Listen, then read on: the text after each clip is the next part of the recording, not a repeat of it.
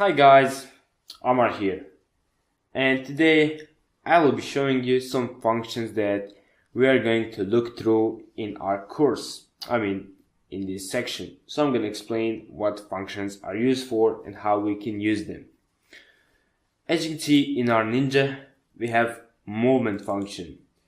So as you can see, we use functions to move a whole lot of code, or should I say a block of code, into let's say void update or into start or wherever you want to. Because if I did not create movement, then I created an attack and put everything in fixed update, that will look like complete mess.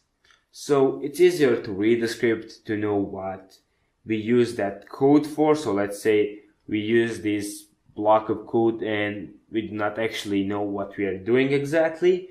We just declare avoid movement, so we know that is for a movement. As you can see, it's much easier to maintain and it's easier to script like that. Now we're going to create an function, so we're going to declare it with void. And when we create void, that is function that does not return anything. So in type void, we can say to calculate some numbers.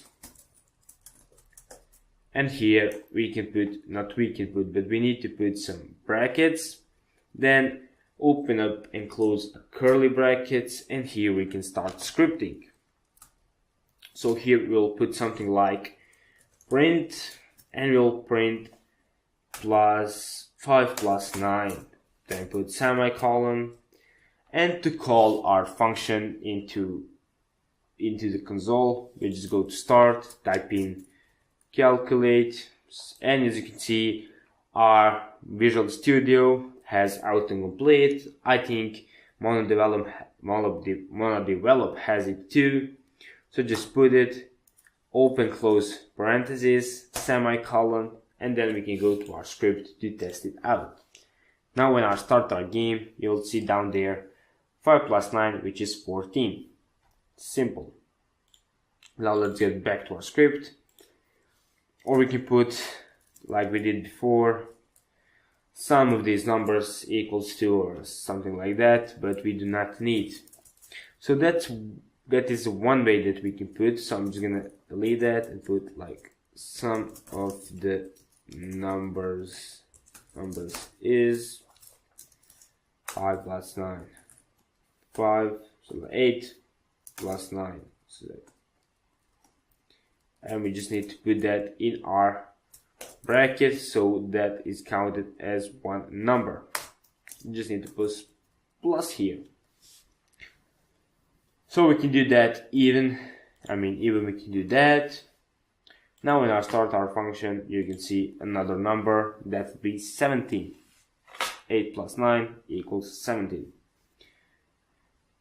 Yeah.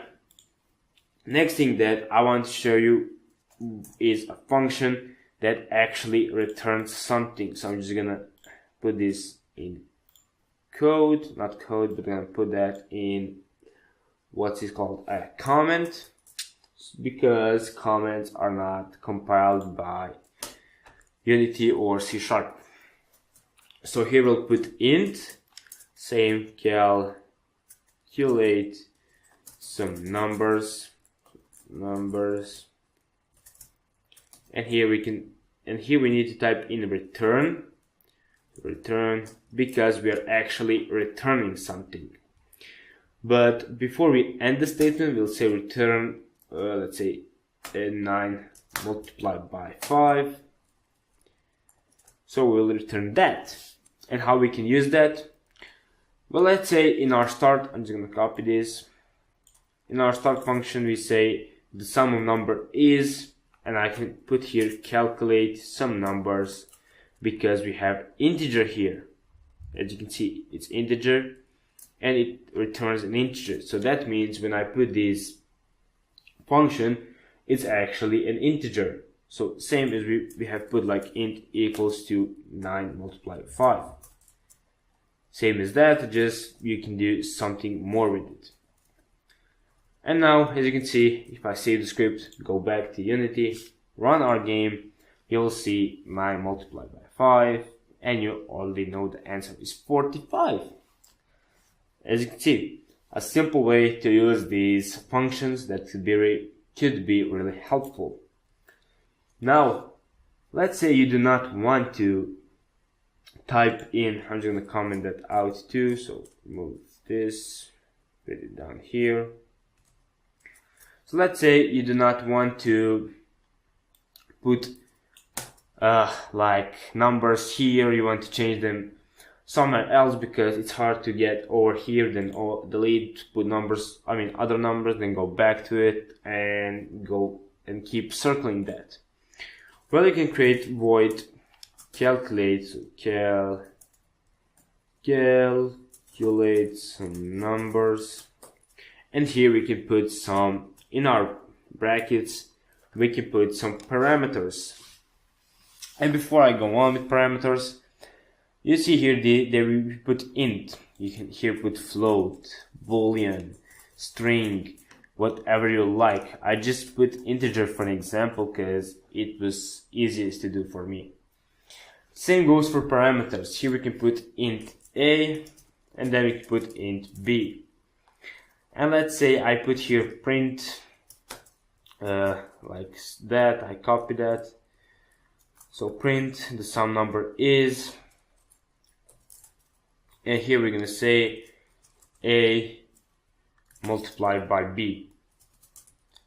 Now we'll print, so we need one more bracket so we can get that covered up. And as you can see, I have made a mistake here. I put print and we do not need that, so I'm gonna delete these brackets that we do not need. As I was saying, here we can put print some of the numbers, and we can put a and integer b.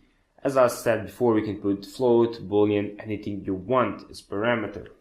Now when I call when I call function here, it's usually as we do, but there's an add-on. If we put it just like this, as you can see, we have an error because we did not use these integers. And as you can see, we divide these integers by putting in a comma here. So we put in one parameter, then we put comma, another parameter, then we can put comma, another parameter, so another parameter, and another parameter, and so on. And how we're going to use these parameters?